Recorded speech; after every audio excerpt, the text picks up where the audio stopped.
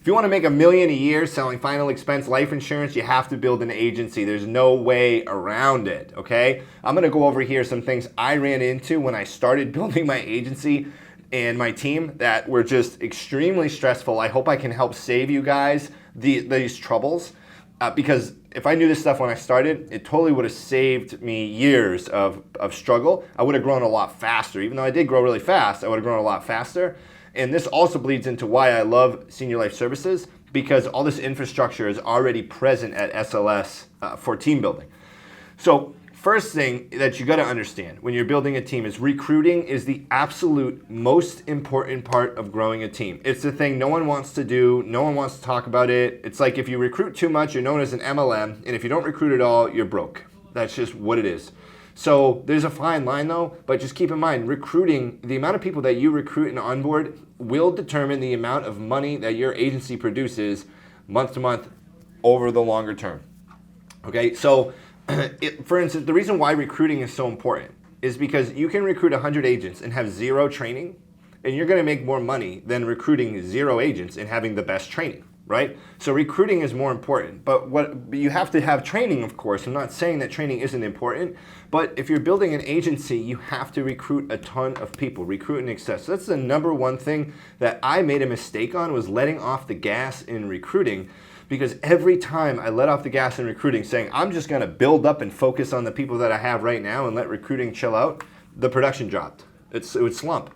So, and when I have an increase in recruiting, then a few months later, the production, it spikes back up. So recruiting is the number one foundational thing in your growth. You have to recruit a lot of people. If you think that you're just gonna get SEAL Team 6 and have a small group of people that you're gonna get rich with, it's not gonna happen. I hate to break it to you, but it's not gonna happen.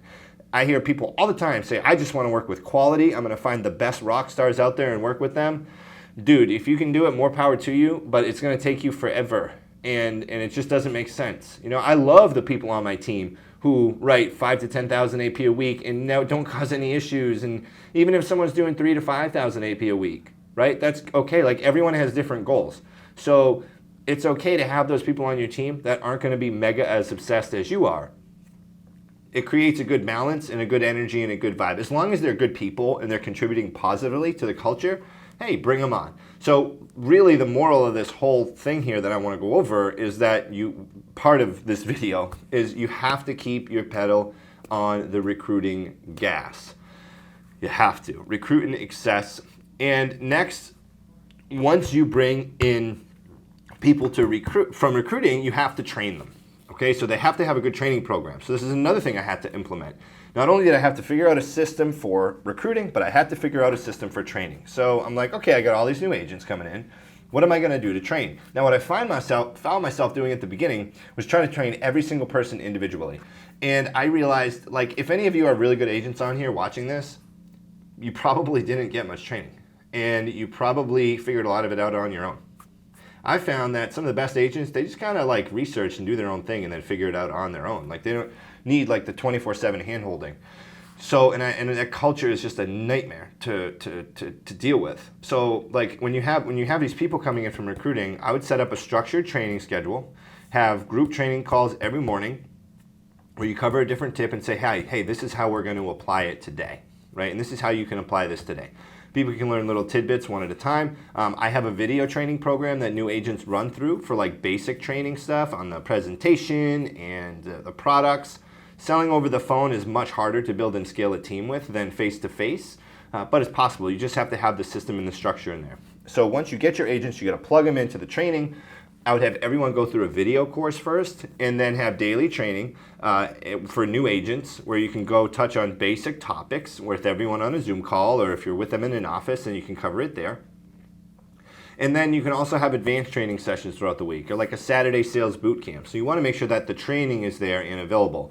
So I'm not saying, like before, you may think, oh, all he cares about is recruiting and he's just going to throw a bunch of spaghetti on the wall and see what sticks. That's not what I'm saying. We have a great training system, but you're not going to get everyone to stay. I don't care how good your training is. Most people aren't going to be in this business a year after getting into it. So once you have your training system in place, and you'll know, be like, okay, is everything in here that people need to know to learn? Yes. Do we cover it at least monthly? Yes. Great. So the more we plug in, the more money we're going to make. That just is what it is.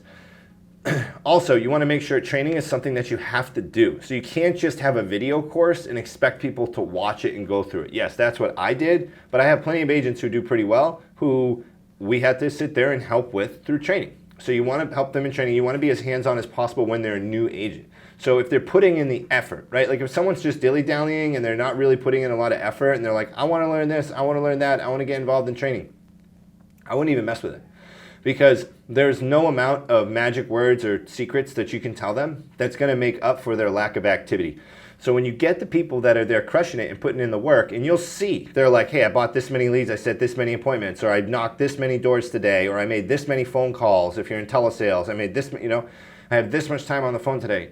You're going to see those people rise to the top, and you want to be able to help them. Okay, in telesales, what I do is I have people go in a Zoom, and I have people share their screen and their audio, and I shadow their calls. Or me and the leaders that I'm building up, we and are working with me, we shadow their calls, and we listen into the back end and help them in their sales process. So when it comes to training, I recommend a piecewise training system if it's something that you can implement. Now, what I mean by that is let people learn a little bit at a time and help assist them through their initial sales, help them get some sales, just so that they can see what to do. There's a fine line, though, between hand-holding and showing someone what to do. Because I've had agents as well who come on, have rock star starts because we essentially help them get all their sales, and then they fall flat on their face when they have to do it on their own. So there's a fine line there, but for the people putting in the effort and putting in the work, you want to make sure that you're there assisting them as much as possible, okay? Another thing that's going to come up is licensing and contracting. So fortunately at Senior Life Services, we have an amazing licensing and staffing team that helps with getting agents through that process. There's a bunch of stuff you're going to have to run into. You're going to run into licensed agents who have to have contracts canceled. They may have to get releases. They may have to have certain things resolved with carriers, like some carriers look at credit and certain other things that other carriers don't. So you may run into those issues. You got to make sure that people are completing the contracting paperwork properly. So when you're bringing people in, there's a lot of bogged down time that can get wrapped up in licensing and contracting. It is what it is. And then new agents are like, I want my writing number tomorrow. And they don't understand, like, there's a process to it. So one thing that can help you is developing a good relationship with the people in the back office at the insurance carriers who are in the contracting department. I don't care. Send them like an edible arrangement or something. Get their name. Be like, hey, really appreciate everything you do. I promise no one's doing that.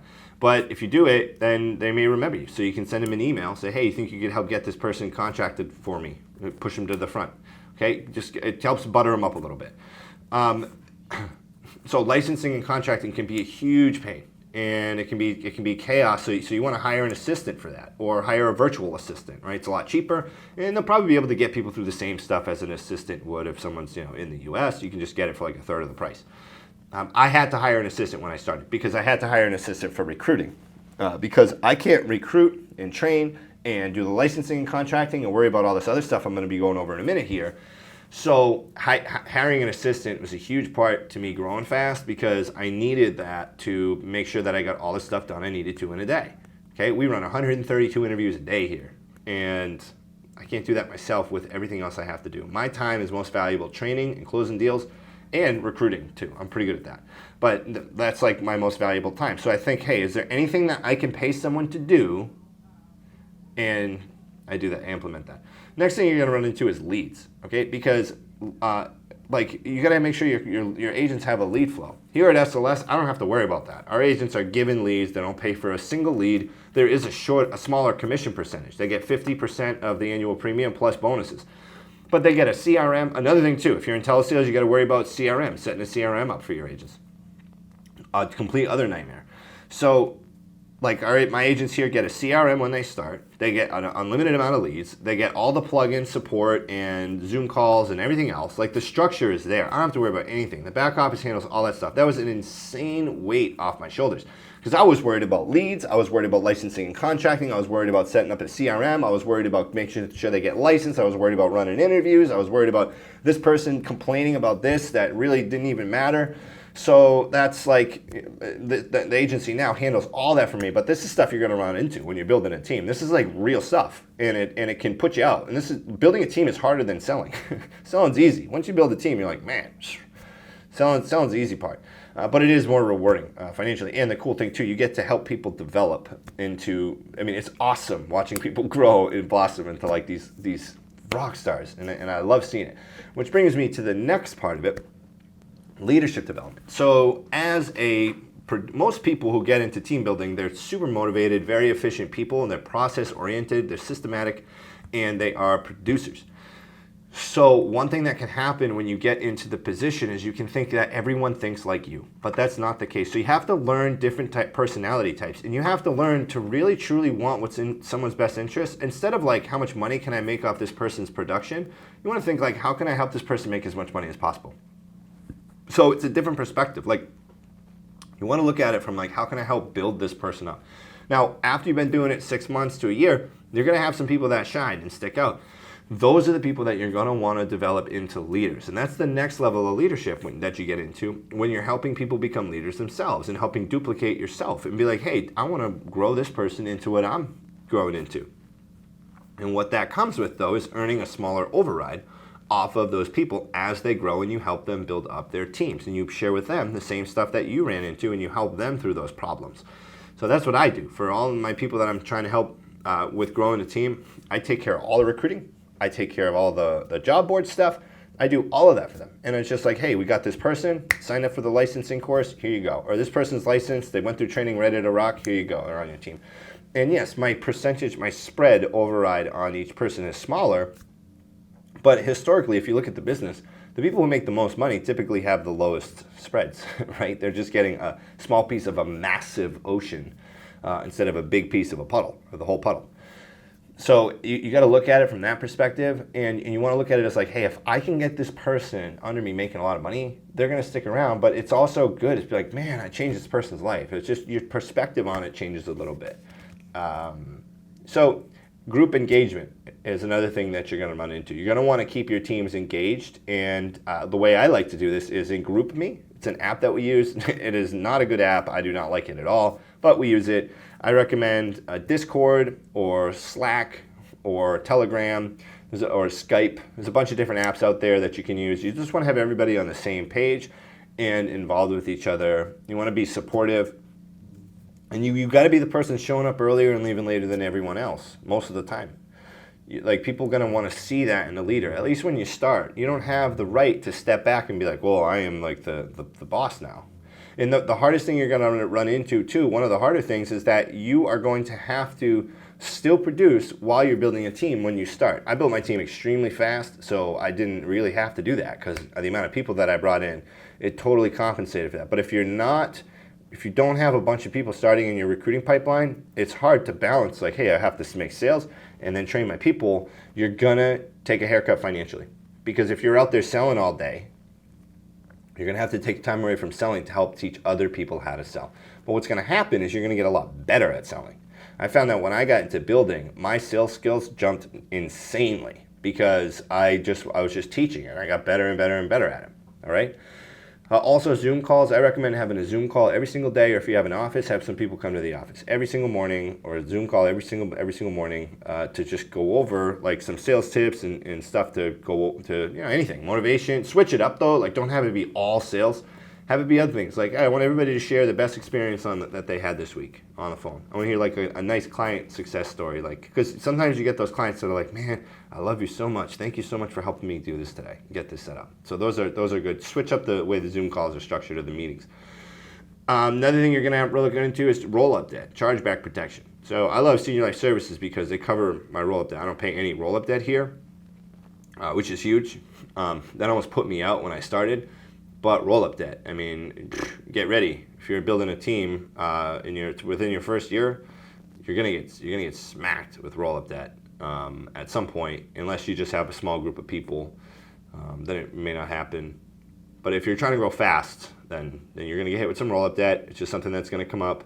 Roll-up debt is when you have a downline that quits or stops selling insurance, and then their clients cancel, and then you pay their chargeback. Essentially, is what happens.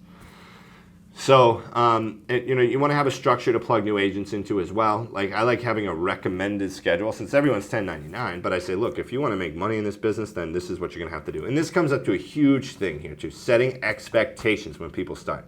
Like, this is what it's going to look like if you want to be successful at this. Do you want to be successful at this? Yes. Can you commit to doing this? Yes. Cool. Well, let's rock then, because this is what you need to do for success. And when you set those expectations up front, you don't leave any wiggle room for later on for people to make excuses and be like, whoa. It's like, hey, then you have permission to go to them. Be like, you told me you'd make this much. These are this many phone calls. You told me you'd set this many appointments. You told me that you would put this much time in, and you didn't, which is why your production's reflected in this way.